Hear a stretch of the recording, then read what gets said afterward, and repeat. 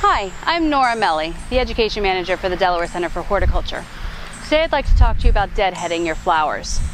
We deadhead flowers for several reasons. One, a dead or dying flower is not an attractive look, so many people deadhead their flowers just to keep things looking tidy and neat and pretty. A second reason is because if your flowers are producing seeds and they're producing viable seeds, next year you may have a number of little babies coming up where you don't want them.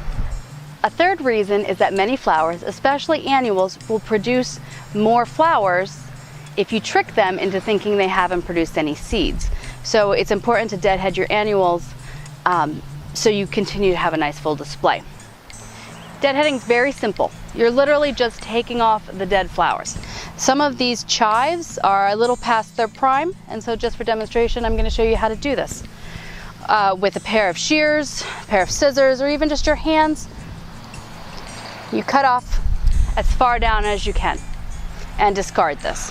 You do not want to just pick off the top, because now you have this stem here that will just brown and die. It's not going to grow anything from there, so it looks very odd.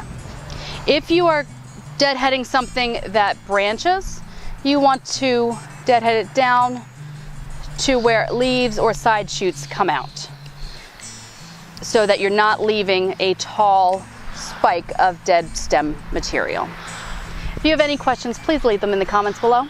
Thanks so much for watching.